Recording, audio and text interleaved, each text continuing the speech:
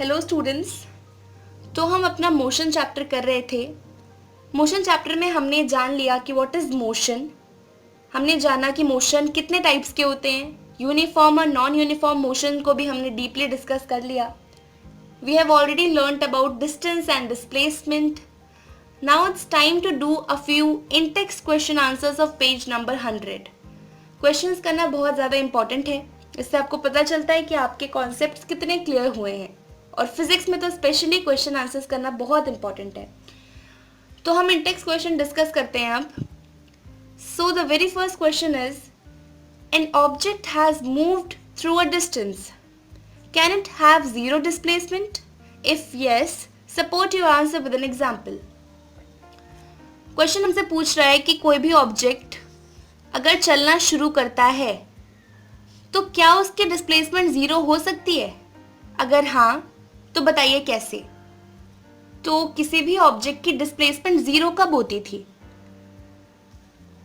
जब उस particular object की इनिशियल और फाइनल पोजीशन सेम होती थी। देखिए कैसे।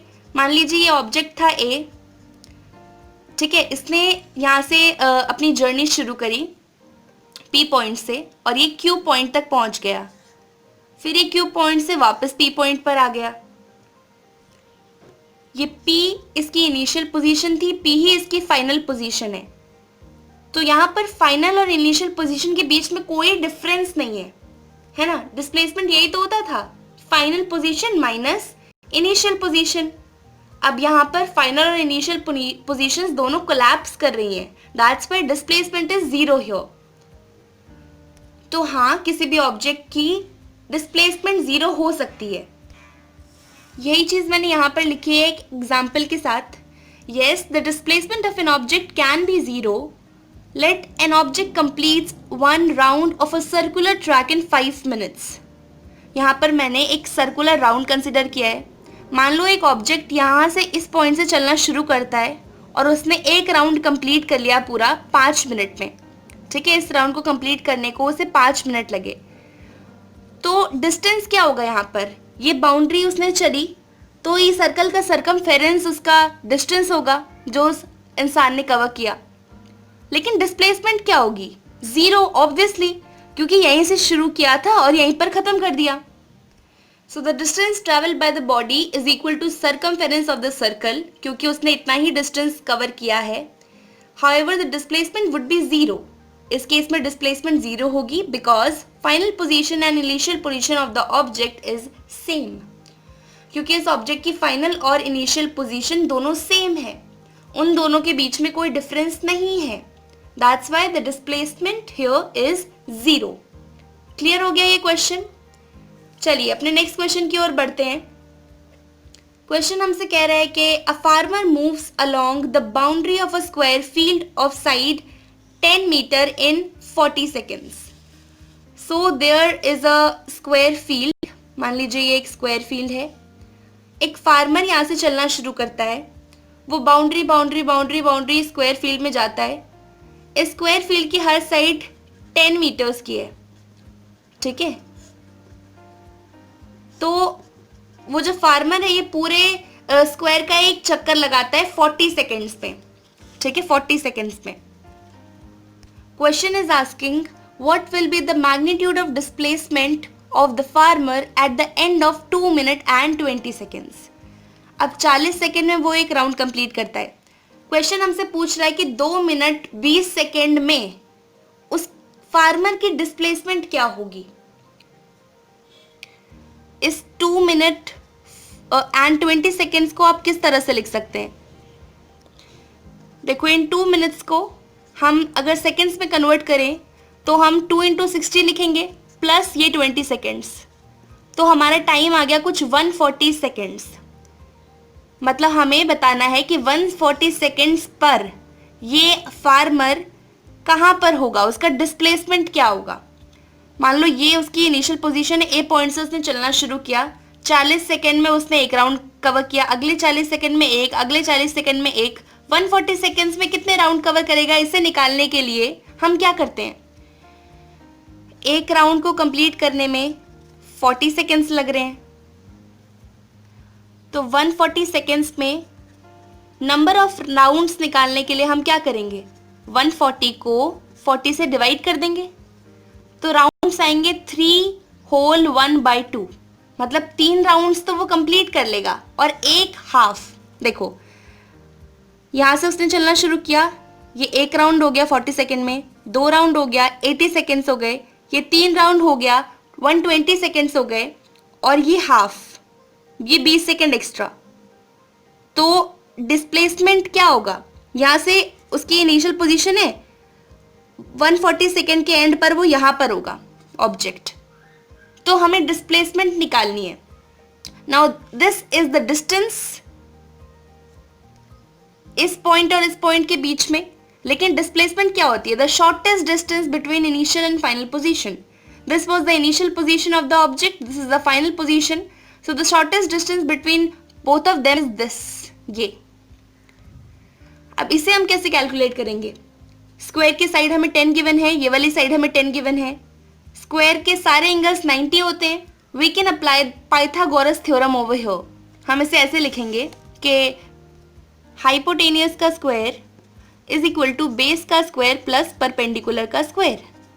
Hypotenuse square is equal to base is what, 10 metre, perpendicular is also 10 metre. आप इसे सॉल्व करेंगे, आपका आंसर आएगा 14.14 मीटर, मतलब ये डिस्प्लेसमेंट। देखिए ये हाइपोटेनियस थी इस वाले ट्रायंगल की, and this is the displacement. इसका मेजर आया 14.14 मीटर, मतलब कि 2 मिनट और 20 सेकेंड के एंड पर वो फार्मर यहाँ पर होगा और उसके डिस्प्लेसमेंट का मैग्नीट्यूड होगा 14.14 मीटर्स। ऐसे क्वेश्चन बहुत बहुत बहुत बार पूछे जाते हैं एग्जाम में, मतलब इस चैप्टर का इस टाइप का एक ना एक क्वेश्चन ज़रूर आता है। क्वेश्चन काफ़ी इंपॉर्टेंट है, तो आप इसे ध्यान से समझें। देखो एक बार और देखते हैं हमें एक स्क्वायर की साइड गिवन थी, हमें बोला हुआ था कि 40 सेकेंड में एक फार्मर इस पूरे स्क्वायर का एक चक्कर लगा लेता है। हमसे क्वेश्चन में पूछा गया था कि what will be the magnitude of displacement of the farmer at the end of 2 minute and 20 seconds. 2 minute 20 second के अंत पर वो फार्मर कहाँ पर होगा, और फिर उस पॉइंट के हिसाब से हमें डिस्प्लेसमेंट निकालनी थी। हमने इस टाइम को भी सेकेंड्स में कन्वर्ट कर लिया। हमने निकाला कि अगर वो एक राउंड 40 सेकेंड्स में कवर करता है तो 140 सेकेंड्स पे कितने राउंड कवर करेगा, वो आया कुछ 3 होल 1/2 राउंड्स, मतलब 3 राउंड्स तो पूरे और एक राउंड आधा। ये आ गई उसकी फाइनल पोजीशन, यहाँ पर ये इनिशियल पोजीशन, ये फाइनल पोजीशन, इनके बीच का shortest distance is known as displacement. हमने इसको इससे जोड़ा, पाइथागोरस थ्योरम लगाई और ये इस लेंथ की वैल्यू निकाल ली, तो हमारा डिस्प्लेसमेंट आ गया। समझ आ गया ये क्वेश्चन। चलिए अब अपना लास्ट क्वेश्चन देखते हैं। क्वेश्चन है कि which of the following is true for displacement. हमें यहाँ पर दो लाइंस दे रखी हैं, हमें बताना है इन दोनों में से कौन सी चीज डिस्प्लेसमेंट के लिए एकदम सही है। ठीक है, so it can not be 0। Statement है कि डिस्प्लेसमेंट 0 नहीं हो सकती, और दूसरी स्टेटमेंट है its magnitude is greater than distance travelled by the object, के डिस्प्लेसमेंट का मैग्नीट्यूड डिस्टेंस से बड़ा होता है। इन दोनों स्टेटमेंट्स में से कौन सी स्टेटमेंट ट्रू है। पहली स्टेटमेंट देखते हैं, इट कैन नॉट बी 0। आप मुझे खुद बताइए, क्या डिस्प्लेसमेंट 0 नहीं हो सकती? ऑफ कोर्स हो सकती है। जब किसी ऑब्जेक्ट की इनिशियल पोजीशन भी वही है और फाइनल पोजीशन भी वही है, तो डिस्प्लेसमेंट उस केस में 0 होती है।